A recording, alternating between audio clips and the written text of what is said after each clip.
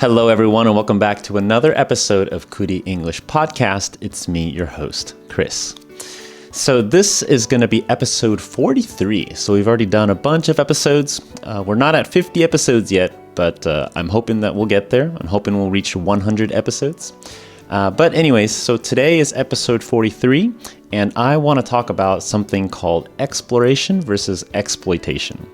Now, this is a pretty hard phrase, and it's okay if you didn't really understand it the first time, but this is a phrase that I learned from computer science. So, if you studied computer science, then maybe you've heard of it before. And if you didn't, and that's totally fine, I'm going to try to explain it for you, and we're going to take this whole episode to talk about it. So first of all, let me take apart that phrase, all right? So we've got exploration versus exploitation. So the first one is exploration. So exploration comes from the word explore.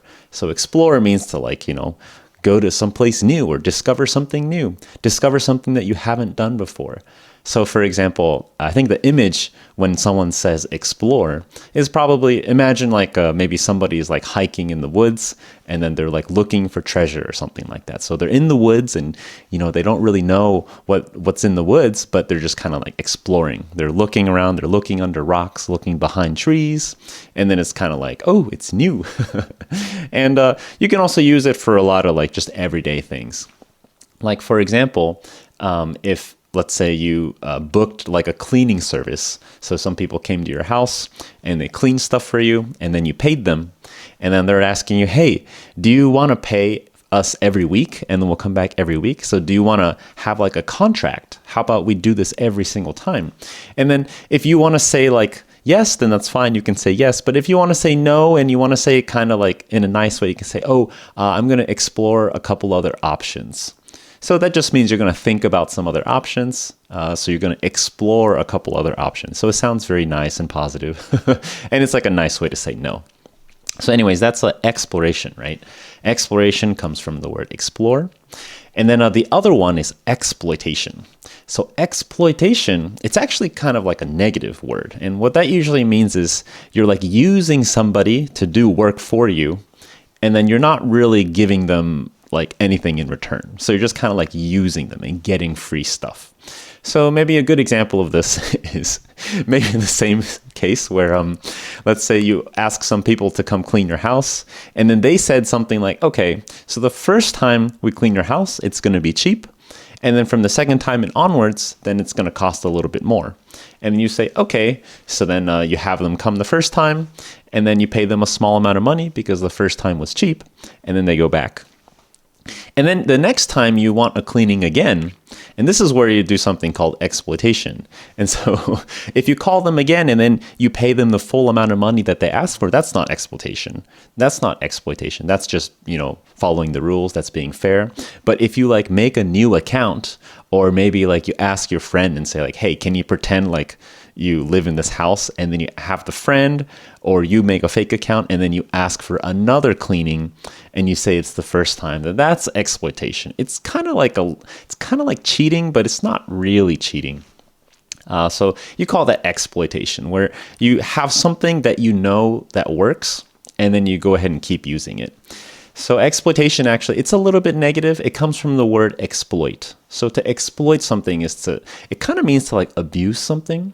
So maybe someone's giving free balloons and it says 1 balloon per person. And then if you keep going back to that person and asking for, this is my first balloon. I never got a balloon. And then you get a balloon and then you go back to your car or something and then you hide the balloon and then you come back and ask for another one. That is exploitation. So it's kind of you're going against the rules a little bit to get something, and it's good for you, but it's not good for that other person that's being exploited.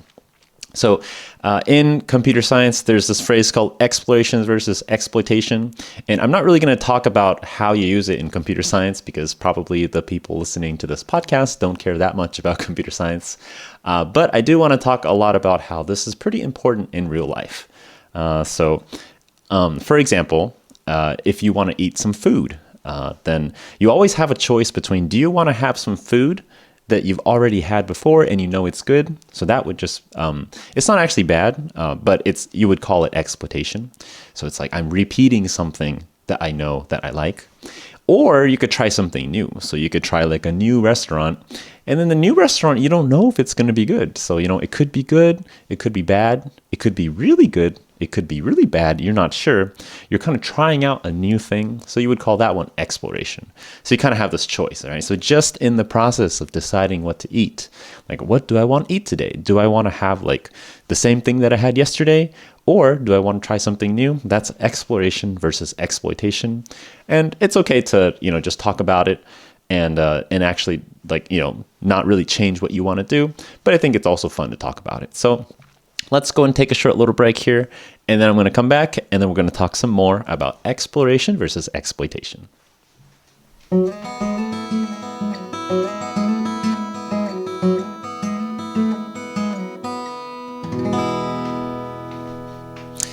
Okay, so let's go and continue. So we talked about exploration versus exploitation, and these are pretty hard words. So let me go ahead and give a couple more examples, just so that even if you don't really know how to say the words themselves, you'll kind of understand the meaning, at least when I say it. So again, we have exploration, which is trying new stuff, and you have exploitation, which is like kind of repeating the same thing, even if it might not be that good. Maybe it's mean, maybe it's not good for you, but that's just how it is. So to give it another little example, let's talk about cooking. So when we're cooking food, and I have an example, I love to cook curry. And when I cook curry, again, I have to decide, do I want to try some new stuff? Do I want to try some new recipes? Or do I want to go ahead and just repeat what I've done before? So this is exploration, trying new stuff, versus exploitation, which is doing the same thing as before.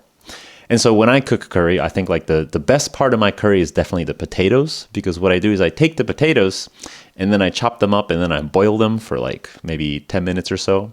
And then after that, I kind of cook it in a pan with like butter, maybe some bacon, and to really give it like a butter smell. And then it also has a nice texture because it's been boiled, and then I put it back in the curry. So if you didn't understand how I make potatoes, it's okay. You can just understand it as Chris makes potatoes and he puts a lot of effort into it when he makes curry. So that part, the part where I always do the same thing with the potatoes, that is exploitation. So I'm not really exploring anything new. I'm not going on Google and then searching, how can I make nice potatoes for curry? And if I did that, that's exploration, but I don't do that. And then I guess in general, I just said, like I'm good at cooking curry and I'm choosing to make curry again, that's exploitation. Instead of if I were to do exploration, then the same thing for cooking would be, instead of making curry, I say, okay, today we're going to make a new Russian dish. We're going to make borscht or something like that. And I've never made borscht before. By the way, it's kind of like a Russian soup thing. But so when you're cooking, you have the choice between like exploration and exploitation. And I have another example here, which is going to be probably pretty relevant to language learning. So it's very related to language learning stuff. But when you talk to people, you have to, again, so I'm assuming that you are someone who is learning English. Then when you talk to people, you have to choose between, am I going to try using new words that I've learned? And this is kind of like exploration. Or should I go ahead and just try to only use the words that I've used many times before and I feel more familiar with it? And that's exploitation. And this one, there's not really a good answer for which one you should do, because both have benefits, okay? So again, the exploration version, the one where we keep trying new things, if every time I talk to people, I try using new words that I've recently learned, then it's actually pretty good for learning. So I would actually probably, get a good chance to try all the new words that I've heard before. And then when new words come in, I use those immediately as well. But the downside to this is, because I'm using those words for the first time, then probably I might make mistakes when I use those words. Like, so let's say I heard a brand new word, okay? For example, let's say I have the word antique, okay? Antique means like something that's kind of like old, but because it's old, it's kind of fancy. So for example, cars. Cars, generally people like new cars. So it's like, oh, this is a new car that came out last year. But there are also antique cars. So antique cars are like, they're not recent cars. They weren't made recently. They're from like, 1960 or 1970 or something. So like over 40 years ago, these cars, you would call them antiques. And then so, if I heard the word antique in a podcast or something, then the next time someone says, oh, like, this meat that I'm cooking is going to be kind of old, so I'm worried if it's going to be rotten. And then I'd say, oh, it's antique. So this is like, it's good because I'm trying new words, but the bad part is actually that usage of antique, it's not actually that good. You wouldn't say antique meat, okay? Antique usually applies to, you can't say it for food, because food is kind of like it's kind of a simple, like, short-term thing. Antique has to be, like, pretty far back. So, like, an antique vase or antique jewelry, antique cars. You just don't really use it for food, antique food. So the plus side is I tried using that word and I'm like learning stuff. The downside is I might mess up and then I might say something that doesn't really make sense. So that person, they probably understand what I mean, and that's fine. They'll say like, oh, antique meat. Oh, that's funny. That's an interesting image, but it's not like a normal thing that you'd say. Anyway, so that's exploration, right? If I did a lot of exploration, every time I hear new stuff, I would go ahead and try to use those new words like immediately. And that has its good parts. It's good for learning. But now let me talk about exploitation. So exploitation is you only use like the words and the grammar stuff that you are pretty used to. So let's say I've used the word like good and bad like many, many times. So, someone asks me like, how was your day? I say good. And then, is that friend, like, how's that friend at tennis? And I say bad because they're bad at tennis. And then I don't really change it up that much. This is fine too. The good news is if you keep using the same word many, many times, then you'll get more familiar with it. And as you make mistakes with those words, for example, like the word antique I just gave as an example, if you made a mistake using that word and then someone told you, hey, by the way, you can't say antique meat. Antique is for like jewelry or like a cars or like something that actually is kind of older. And then so I would think, oh, okay, so I can't do that. And then at that point, then I become more familiar with the word. And if I keep using antique every time I can, then I probably get pretty good at using it, So then someone else will say something like, oh, I'm trying to sell this computer, but it sucks and no one wants to buy it. And then I could say, oh, well, why don't you try selling it and saying it's an antique computer? Because antique actually usually means like it's old, but it's like valuable. And then so people think like, oh, okay, wow, good job using the word antique. And then so if I were to only do exploitation, I don't do any exploration. I do only exploitation. I only use words that I've used many times before. What happens is you get really good at saying certain things. So, and I have this experience too in Japanese as well. So when I learn new words in Japanese, of course, the first time that I use those words, it costs me more energy in my mind to talk about it. So let's say I learned a new word and then I use that word. Then when I use that word, I always have this thought in my mind that's like, oh, I wonder if that was the correct usage. I wonder if I pronounced it correctly. I wonder if it's a natural usage or if it was kind of like a weird usage. And it's really hard to know with these kinds of nuances. For example, the word antique, like you can't say antique food, but you can say like an antique vase, antique jewelry, antique cars. And then in some cases, maybe you can say an antique computer because I guess it could be like a collectible. Like some people want to collect it, even if it's old, doesn't have to be a new computer. They just want to have all of them. So then, like when you have new words and you're using them, it usually does have like some benefit in terms of like you're practicing stuff. But at the same time, it's kind of hard to do it well. But then if you keep using those words a lot, then you get really familiar with them. And then at that point, it's called exploitation. And that's really good. I think I can probably give another good example here, but hopefully that's good enough. And let's take a short little break here, and then we'll come back and we'll review, and then we'll talk some more about exploration versus exploitation.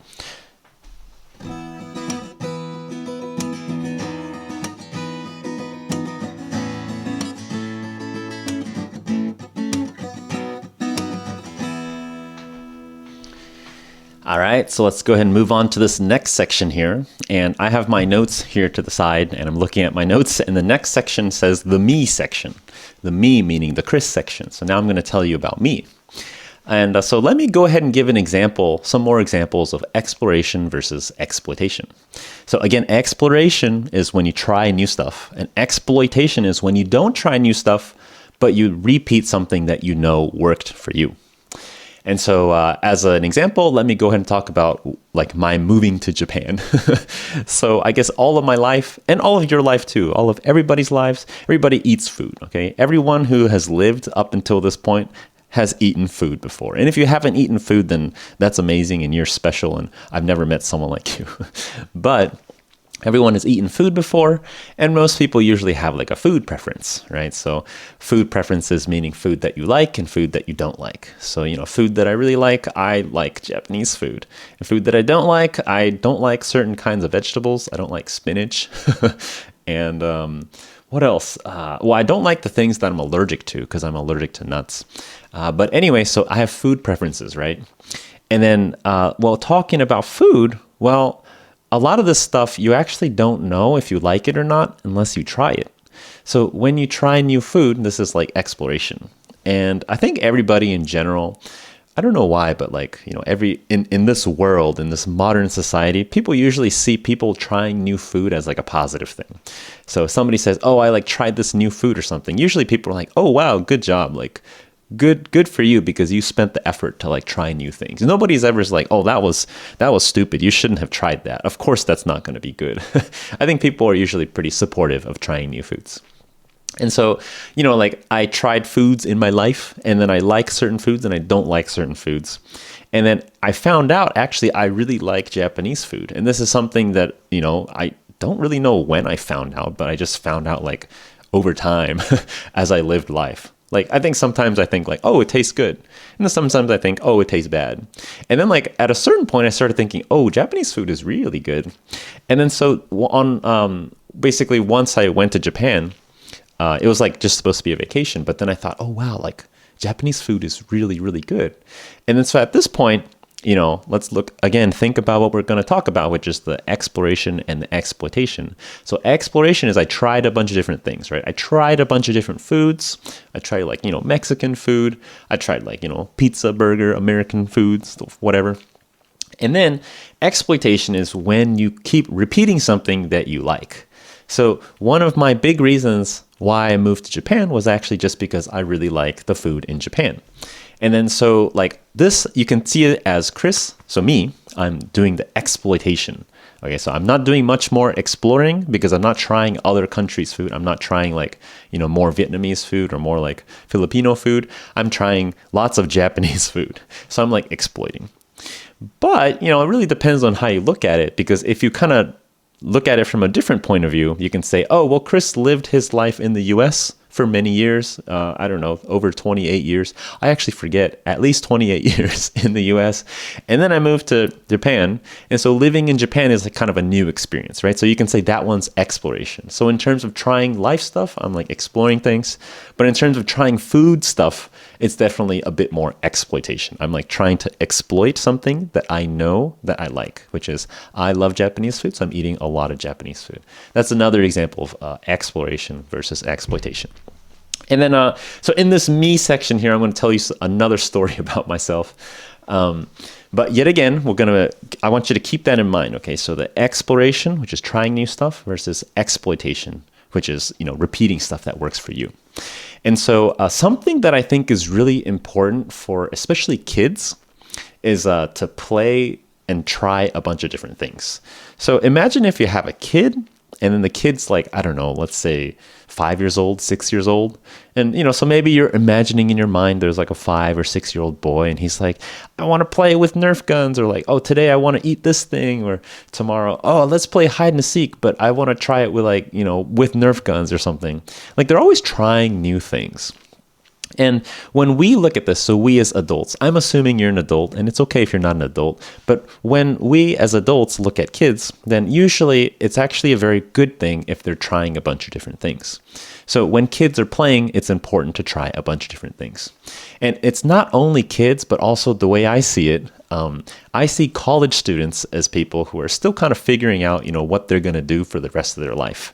So most people in, middle school, you ask them, okay, what is your goal in life? And then a lot of them will say, I got to get to a good high school. That's my goal. And then you're like, okay, that's fine. And then let's say we ask a high school student. We say, hey, high school student, what is your goal? And they'll say, oh, I have to do well on this test so that I can like get good grades so that I can get into college. And then by the same token meaning in the same way, if we ask a college student, what is your goal? Then they're going to say, oh, I got to work hard and study this so that I can go get a good job. And then once I get a good job, I can have a steady, happy life. But the way I view this is probably a little bit different than how some other people view it. And this is just my personal opinion. But I think college students should be trying a lot of different things. Not just college students, but all students. So high school students, middle school students, elementary school students, basically anyone who is still in college or younger, I think they should be trying a bunch of different things. So you got to try studying like this topic and try studying that topic, and then try like this club, try that club, try this game, try this sport. I think it's just good to try new things. Why? Because later on in life, when you're like 30, it's harder to try new things. Like you're not in that environment anymore, just because in college there are a lot of clubs and a lot of other students and they're all doing different things. So it's actually pretty easy and it doesn't really cost you that much to try doing new things. Yes, of course, maybe, you could be spending that time focusing on one thing. You could be focusing on exploitation. You could be focusing on one thing and then studying that one thing, and then you could get good at that thing and be better at other people than it. But at the same time, I think it's really important that the stuff that you do is something that you like. So when you explore things, you can kind of find out what you like. And so, this is my view on college students because, for me personally, I did some exploring in college as well. And so I was going to be a chemical engineer. I'm going to say these things and it doesn't really matter if you know what they mean or not, but like a chemical engineer, it just means it's like a certain major that you have in college. I was going to be a chemical engineer, but then I did some exploration stuff. And then I was playing Tetris. So if you know, there's this game called Tetris, which is really famous. And then you can play Tetris on Facebook. By the way, I'm not sure if I've told this story on this podcast before, but this was actually how I first started studying programming. But I was playing Tetris on Facebook. And then on Tetris Facebook, they have this thing called energy. So if you play, then it costs you energy. And then if you don't play, then over time, the energy comes back over time. And it costs you 5 energy to play one game. And then you get 1 energy every 5 minutes or something. And you can have up to 20 energy. But when you play this, it costs you energy and it's fun. But then if you run out of energy, they ask you, hey, do you want to pay money and then you can buy more energy? And my answer is no, because I'm cheap, right? I'm like, there's no way I'm paying that. Absolutely not. But then they have another choice, which is, okay, so if you don't want to pay, we'll give you 5 energy if you watch this ad. And the ad meaning like an advertisement. So it's like a video about some other thing that I usually don't care about. But if you watch it all the way to the end, then you get credits. And so what I did was I really wanted to play more, but I didn't want to watch the ad. So what I did was I kind of started programming to make a robot that clicks the ad, and the ad was always in the same spot. The Facebook Tetris was not really made that well. So you always have the same button in the same spot, which is play ad. And then it was always the same ad. And then the X button to X out, to close out of the ad, it was always in the same place. So I made a robot that always clicks the same spot. And so it clicks the same spot and then it closes out and then I get the energy and then I watch another ad. And then I do it overnight. So then overnight, I wake up, I do it overnight, which means while I'm sleeping, I run the robot and it keeps clicking for me. And then the next morning when I wake up, then I have a ton of energy, enough energy to last forever. So that was how I started programming. And this one, it actually did require a bit of exploration, both exploration and exploitation, right? So I didn't study computer programming at first, but I was still exploring. And, even though I'm not supposed to study programming or something, I'm supposed to be doing my own classwork or something. I figured, actually, no, I want to play this game because I like this game. And then I thought, but I want more stuff, but I don't want to put in the effort to get this stuff. And then at that point, then I realized, if you just watch this one ad, you can get this energy. And why don't I just keep doing it back to back to back. And that one is called exploitation because I'm doing the same thing to get the same reward for something that I know. And then, of course, sometimes, the robot breaks and starts maybe clicking other stuff. And then it's fine. I just shut down the computer, restart it, and then try it again. But it's a process of both exploration and exploitation. And just in general, I think it's actually really good to try new stuff. So that's how I actually got started with programming. It was because I wanted to play Tetris, and then I didn't want to put in the effort to watch the ads, so I made a robot to watch the ads for me. So this is the me section of exploration versus exploitation. So let's take a short little break here, and then we'll come back, and I'm going to tell you about some more stuff.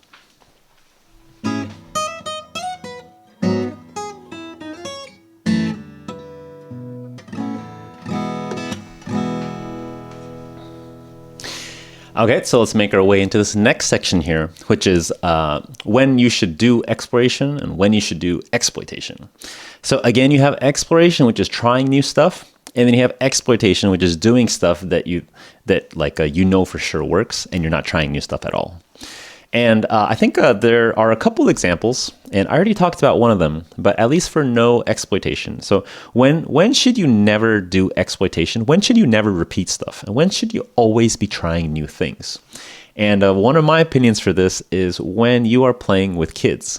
So if you ever have a job where you have to play with kids, or teach kids even, I think you get really familiar with the fact that kids, they don't like to pay attention. Kids just do whatever they want. And then you have certain ways of kind of tricking them into giving you their attention, but they don't actually decide to give you attention. You can't be listen, kid, you got to pay attention to me or else you're not going to be successful when you grow up. And the kid is going to be thinking, I don't care, I just want to eat McDonald's or something. So kids are kind of uncontrollable and a little bit hard to predict. And that's just how it is because they're still young. But I think it's actually really important for kids to try new things. So kids that play a game or something, you want them to play a bunch of different games. So you want them to try playing this sport, baseball. You want them to try playing with the kid next door. And this is going to sound this might be something that other people don't agree with, but kids, I think, should also have experience with problems, social problems. So if you go to school and you see other people arguing with each other, it's not pleasant, but I think it's important to experience it. So, someone can say, you want your kid to go to school and say oh, I saw Bob and Alice arguing and they were unhappy. And then I think it's a good experience. The best is if, it doesn't really hurt them that much. But of course, there are also experiences where it's kind of important to experience now rather than later. So for example, the first time someone says something mean to you. So if you're a kid and you go to school and someone says, your shirt is ugly. And then, as a kid, it hurts because you're oh no, this person said something mean to me. And then as an adult, the best situation is you're an adult. And then if someone says your shirt is ugly, you don't really care. It's okay, well, I don't know who you are, and I don't think my shirt's ugly, and I don't care that you think that. That's the best.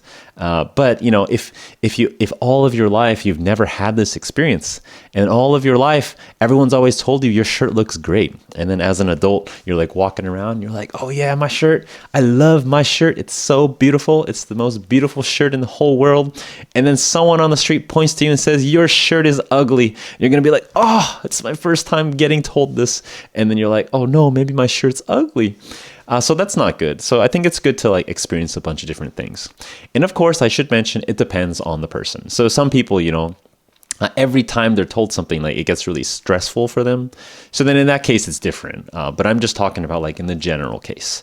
So in general, I believe that kids, especially when you teach kids, you have to change things a lot. So if you're trying to teach a kid and you're okay, we're going to learn these 5 English words. You'll be lucky if you can make it to number 3 because kids just don't really pay much attention. They're blah, whatever. And yeah, well, I have a story, but let's go ahead and talk about some other examples. So another example, I think, where you should never try to keep doing the same thing, I think, is music. So when you're making music, especially if you're making music an original song or something, if you keep trying to repeat something, I think it's not very good because every time you make music, you want to make something new. So I think you want to like, be experimenting with stuff. So for me, because I play guitar, then when I play around with the guitar stuff, like what I end up usually doing is I end up repeating a lot of different things that I hear from other songs and then like mix it together and see how it feels. And then sometimes, like I mess up, but even the mess up is kind of like part of the process. So then you mess up and you're like, oh, wait, this is kind of hard. Maybe is there an easier way to play this? And then you try playing some new stuff. And sometimes you accidentally invent good stuff. But, as a counter example, so on the opposite side, if I were to try to make music, but then I didn't do any exploration and I only did exploitation and I only did stuff that I knew for sure would work, then like I'm not really trying new stuff. So I wouldn't really be making new music either. I would probably I would end up making like some music that I've already made before, or it would be really similar to something that already exists or something. And that's probably not so good. But now let me talk about the opposite end. So, we just talked about how like, playing with kids and teaching kids and making music, it's like good to explore and try new things all the time and not really commit to anything. But now let's talk about the opposite, where when is it good to never try new things? And when is it good to like always do the same thing? And this one, like I actually I had to think about this for some time, but I came up with a good example. And I think that example is if you're doing surgery. So surgery meaning like somebody is like on the operating bed in a hospital and, they're like barely alive. They're like, beep, beep. That's the sound of the heartbeat monitor. They're like, beep, beep, beep. And like, oh, I need you to do surgery. I need you to save my life. And in that case, what you should do is you should definitely not try new things. You should do whatever it is that you have studied. So, like those people who do surgery, they have done that surgery so many times and that's what they're good at. They just repeat doing that thing. So if it's like a heart transplant, so a heart transplant is like, it's a really common example that you might see in like books or like TV, but it's where somebody's heart is failing and you have to switch the heart. So, the heart's really important because if you don't have a heart, like you die. And so what people do is they switch out the heart. And when you switch it out, you don't want to mess up. You don't want to try something new because, well, you don't really have much to learn from trying something new. Like the process for like surgery and all that, it's something that people have done a lot over time. So you should just trust the people that have done the same thing many times. And also when you go to somebody and you want surgery done, I think a good question to ask is like, have you done this before? Because you want someone who's done it before. You want someone who's done it before.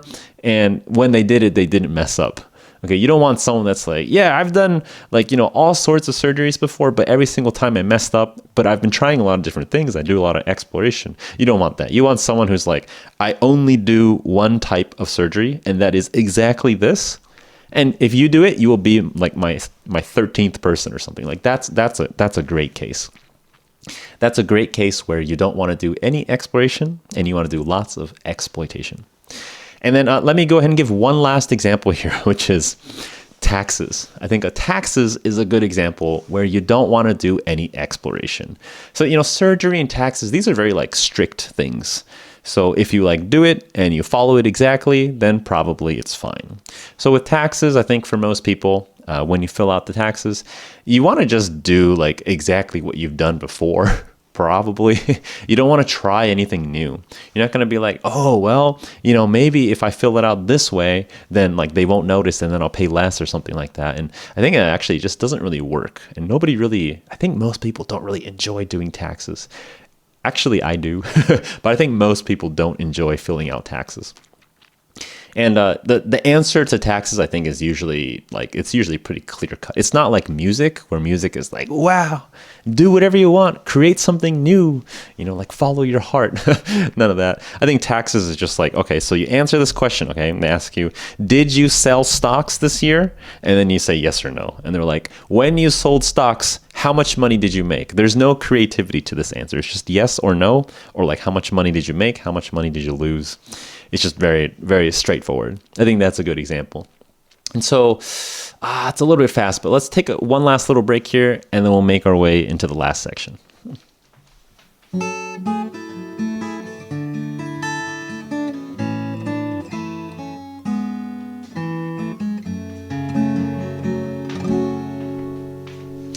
Okay, so here we are in this last section here.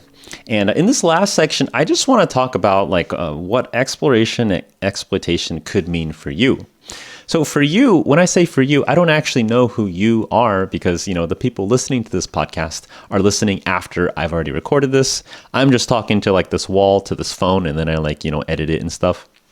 But I mean, like for everyday people, what are things that they can think about for like exploration versus exploitation?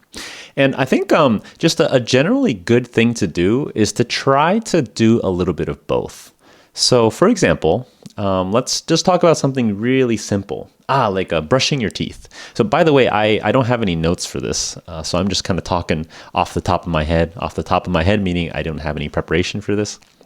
But when you're brushing your teeth, probably everyone who brushes their teeth with one hand, and they always use that hand. And then, so as a good example, I had a friend who he went snowboarding, and then he went snowboarding. He did some stupid stuff, and then he ended up breaking his arm.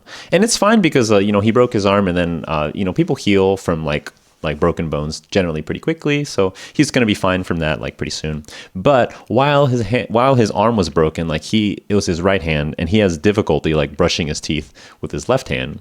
And so I'm not telling you that you have to like brush your teeth with your left hand, but if you had like done a little bit of exploration beforehand and then you tried like brushing your teeth with your left hand, or like, I don't know, let's say you're writing with your right hand, but instead you try writing with your left, like just having tried it like once or twice probably makes a difference. And you can think about it as like, oh, so I know that I can do it with my right hand. I wonder if I can do it with my left. And then you just try it once and you're like, oh, okay, well, it's hard, or like, oh, I suck at it. Oh, I can't do it. And that's fine. You can switch back, but at least you kind of tried it.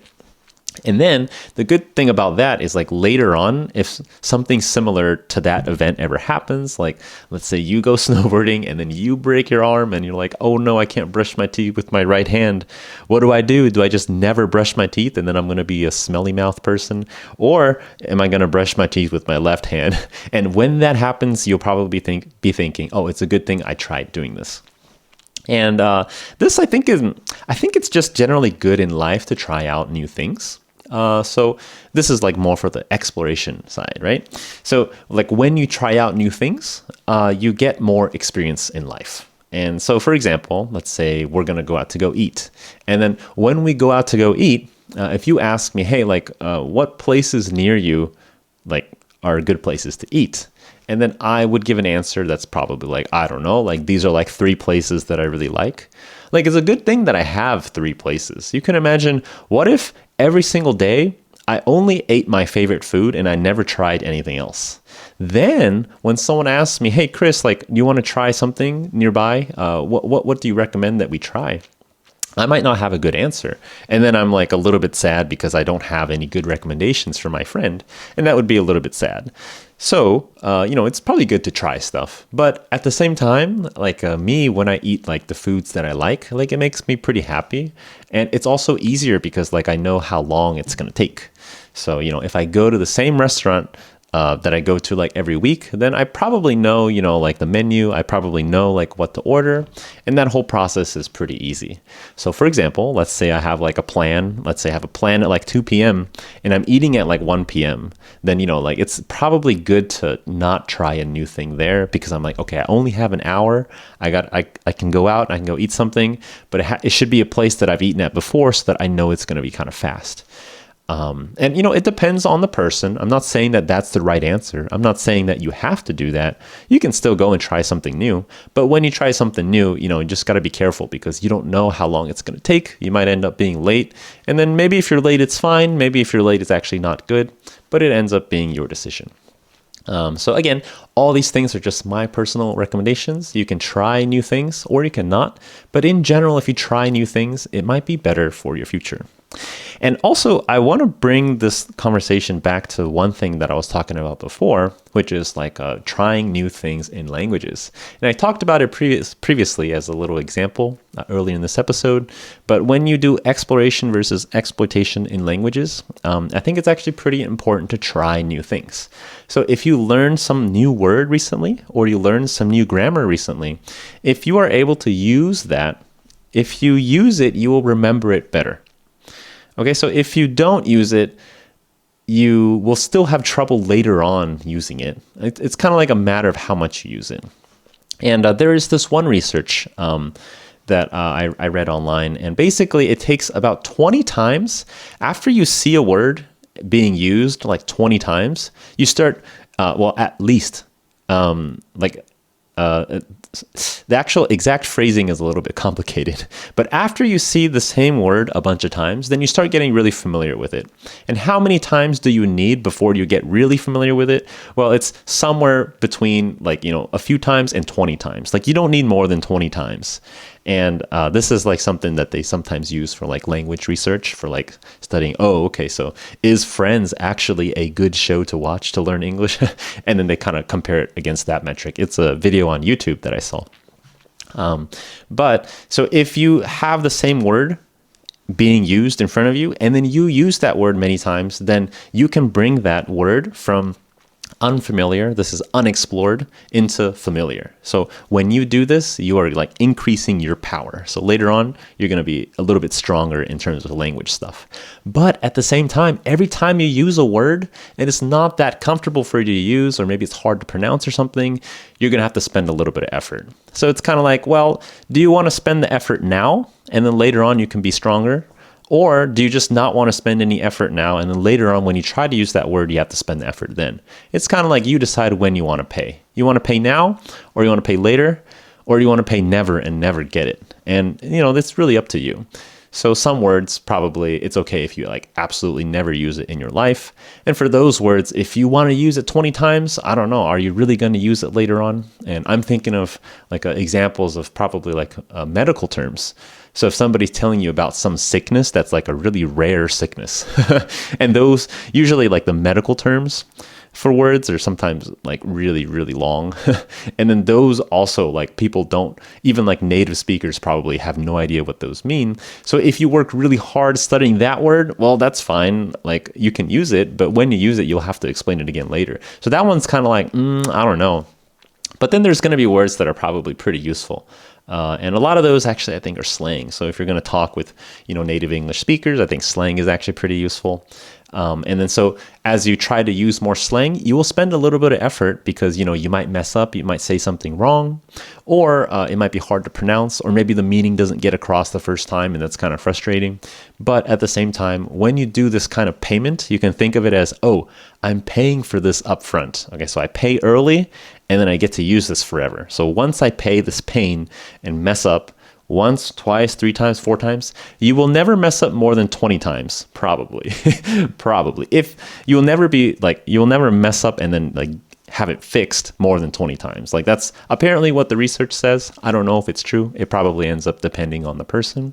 But if you basically pay that effort and then mess up a bunch of times, eventually you get it and you keep it. And then after that, you don't have to pay anymore. So it's kind of like a subscription. You pay for like something every single time you pay for it. And then once you've been in this subscription for long enough, once you've paid for Netflix long enough, then it becomes free. And real Netflix isn't like that. But when it comes to learning language words and language stuff, I think it is. So if there's any one recommendation from me, it's like, do your best and try to explore, try to put in effort to do different things because it's really good. Because at some point you might find something that you really like, and then that's great. When you have something that you really like and you can exploit it, you can think of it as, okay, that's good. I paid the effort to try to find this, and then I found it. I'm going to keep using this. But at the same time, while you keep using it, don't forget you should keep exploring because sometimes you might find something that you like even more. And this applies not just to language stuff, but to like college students when they study things, to people when they're trying new sports, maybe when you're making friends, really anything in life. I think a lot of it has to do with exploration versus exploitation. Okay, so I think that's all I have for this podcast episode today. So thank you so much for listening until the end of this episode. Again, this was Kuli English Podcast, and we always have new episodes on Tuesday. And this was episode 43. So I hope to see you in episode 44, which is next week. And as always, if you want to support me, you can follow, you can share, you can do whatever you want, or you can do nothing and tune in next week if you want. So with that, thank you so much, and I hope to see you next week.